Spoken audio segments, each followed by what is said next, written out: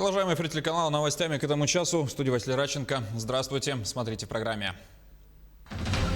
Муниципалитеты теперь ответственны за очаги коронавируса во всех организациях на своих территориях. Более 200 суточных больных COVID-19 зарегистрировали в Якутии. Наш регион теперь будет готовить рабочие кадры будущего вместе с Федеральным институтом развития профобразования. 55 лет назад в Якутске установили памятник комсомольцам 20-х годов. Но у фигуры нашелся двойник в Москве. Какова история статуи близнецов?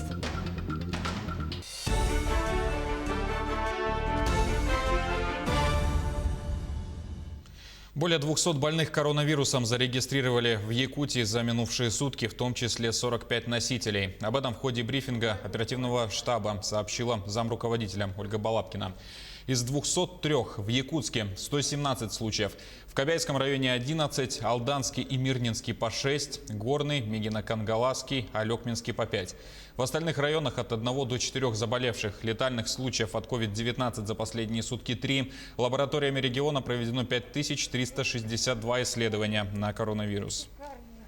С учетом того, что у нас начали вновь регистрироваться, в том числе и в районах, непосредственно групповые заболевания в ряде организаций, то сегодня главам муниципальных образований поставлена задача отрабатывать по каждому очагу в любой организации, какой бы ведомственной подчиненности она ни была. Сегодня решением оперативного штаба под руководством Александра Сергеевича Николаева дана установка всем лабораториям республики работать в выходные дни, в том числе и лабораториям, которые не находятся в ведении республиканских властей Северо-Восточного федерального университета.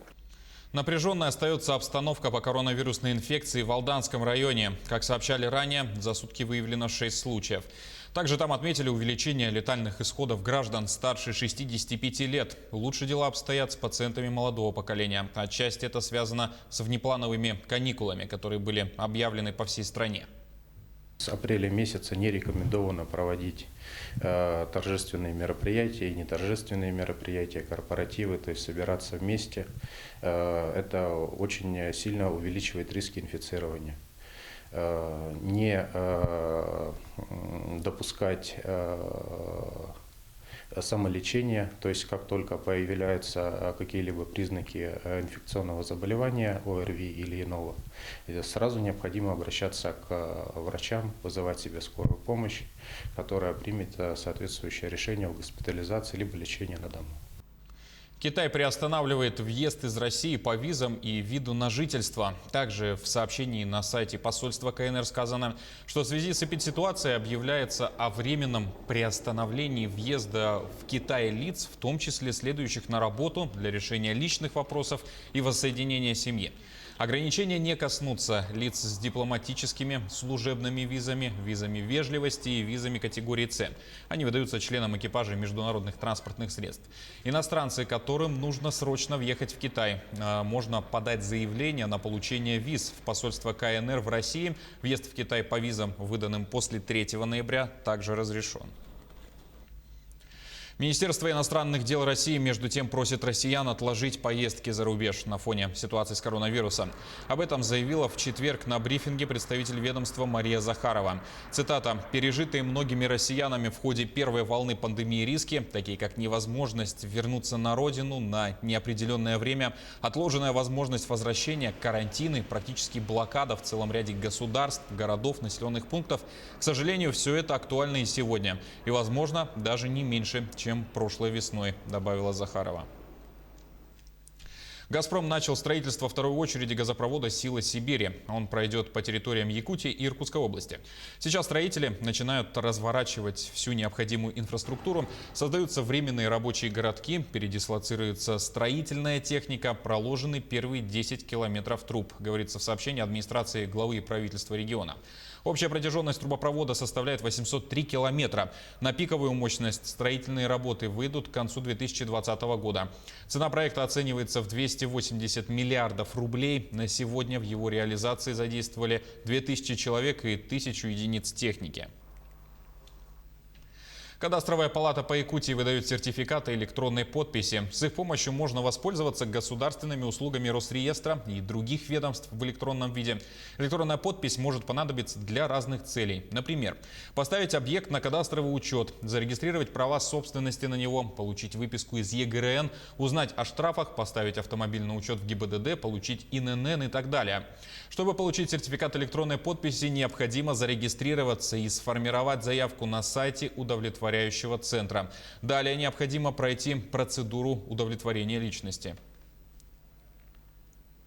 Я извиняюсь. Я сказал удовлетворение, а там удостоверение. Можем сейчас продолжить и кусок вырезать.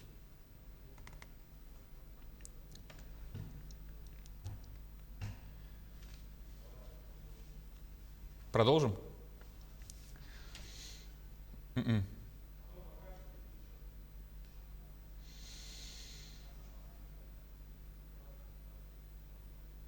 Кадастровая палата по Якутии выдает сертификаты электронной подписи. С их помощью можно воспользоваться государственными услугами Росреестра и других ведомств в электронном виде. Электронная подпись может понадобиться для разных целей. Например, поставить объект на кадастровый учет, зарегистрировать права собственности на него, получить выписку из ЕГРН, узнать о штрафах, поставить автомобиль на учет в ГИБДД, получить ИНН и так далее. Чтобы получить сертификат электронной подписи, необходимо зарегистрироваться и сформировать заявку на сайте удостоверяющего центра. Далее необходимо пройти процедуру удостоверения личности.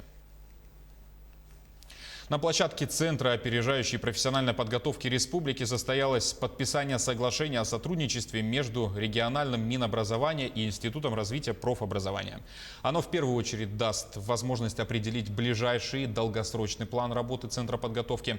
Общие усилия стороны планируют направить на выявление кадровой потребности экономики республики, формирование востребованных в регионе профессий и многое другое. Кроме того, Федеральный институт станет драйвером для создания в регионе мастерских стандартов WorldSkills.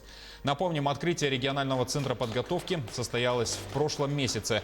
Центр, как новая структура в системе регионального образования, призвана внедрить новые технологии и подходы в систему профобразования и переподготовки кадров. Дело в том, что не так давно на коллегии Министерства просвещения Российской Федерации была утверждена стратегия развития среднего профессионального образования. Вот, стратегия рассчитана до 30 года, и в ней есть новые критерии эффективности институтов развития в сфере образования, в том числе центров опережающей профессиональной подготовки. И вот все вот эти темы мы должны начинать обсуждать, активно взаимодействовать. Вот, собственно, этому и посвящено наше вот такое рамочное соглашение. Кроме того, уже сегодня Центр опережающей профессиональной подготовки ведет совместную работу с профессиональными образовательными организациями республики по подготовке кадров, востребованным и перспективным компетенциям по коротким программам. Одними из первых, кто скрепил совместное сотрудничество с Центром, стал транспортный техникум имени Брызгалова в поселке Нижний Бестях. Сотрудничество началось далеко до подписания соглашения. В рамках совместной работы техникум может похвастаться обзорами всех специальностей, которые реализуются в учебном заведении. С ними можно ознакомиться на платформе Центра. Также в ближайших планах оцифровка образовательных программ по подготовке водителей. Центр опережающей профессиональной подготовки является новым институтом развития среднего профессионального образования в регионе. Мы заключаем рамочное соглашение о сотрудничестве по всем направлениям деятельности Центра. Это и реализация новых образовательных проектов в нашей системе, это развитие профориентационной работы, это работа по прогнозированию кадровой потребности в рабочих кадрах республики. 55 лет назад в Якутске был установлен памятник комсомольцам 20-х годов, но у фигуры есть двойник, установленный в Москве. О прошлом памятников и авторе монументов узнала Туяра Константинова. Факт существования памятников-близнецов стал широко известен лишь в 90-е годы. Автор скульптурной группы – народный художник РСФСР Юрий Георгиевич Нерода. Нерода создавал экспериментальные образы советской эпохи, а его работы украшали главные площади советских республик. Есть такая прекрасная книга «Якутия», выпущенная Сан Санычем Калашником, известным архивистом, хроника «Факты событий». По данному материалу мы узнаем, что данный памятник был установлен в 1965 году, а вот в Москве на Воробьевых горах подобный памятник был установлен уже в 1972 году. Памятник на бульваре Университетского проспекта называется «Первые комсомольцы». Он был изготовлен на пожертвование членов городской организации ВЛКСМ. После развала Союза объект монументальной пропаганды находился в запущенном состоянии, и лишь в 2014 году его отреставрировали. На мой взгляд, дело в том, что при советской власти дубликаты ставили практически повсеместно. Если мы даже возьмем Владимира Ильича Ленина памятники, то есть абсолютно одинаковые, идентичные памятники Владимира Ильича Ленина, они были установлены практически по всему Советскому Союзу. Памятники-близнецы, как и здания, построенные по типовому проекту, были возведены во многих советских городах. Известно, что здание Русского академического театра имени Пушкина в Якутске является копией кинотеатра «Дружба», построенного в Ижевске в 1932 году. Туяра Константинова, Джур Березкин, Москва. А в Мирном презентовали книгу «Победный фронт». 1000 экземпляров вышли в свет благодаря городской администрации и главе алмазной столицы. Он предложил собрать информацию о мирнинских фронтовиках в одно целое и поделиться с их историями. Анна Брянская с подробностями. Чтобы помнить о войне, не нужно ждать особенной даты. На бордовой доске Александр Вакарь уже несколько лет воспроизводит исторические данные. На мемориальной доске написаны 154 фамилии фронтовиков, мирнинцы, которые участвовали в Великой Отечественной войне, ветераны войны, тыла. В этом году, в юбилейном году Победы, Александр Вакарь дополнил этот список еще 35 фамилиями. Если наше поколение этого не сделает, молодежи точно не до этого, признался в разговоре Александр Васильевич. Чувствует за собой ответственность. Местные жители приходят сюда почтить память своих славных предков. Это единственная мемориальная доска в Мирном с таким количеством имен участников войны. Информацию эту и дают и родственники, и сам пытался найти, когда ходил по кладбищу, искал захоронения и искал подходящие года тех лет Великой Отечественной войны, рожденные с 15 по 22 год. В 41-м их было по 17-18 лет. Потом заходил на сайт «Память народа. Дорога памяти», где обнаруживались эти фамилии. И, соответственно, я их увековечил на этой стене памяти. Из-за пандемии в этом году 9 мая мирнинцы отмечали скромно. Кто-то выходил в одиночку на бессмертный полк. Время 12 часов дня. А кто-то прямо во дворах своих домов устраивал концерты.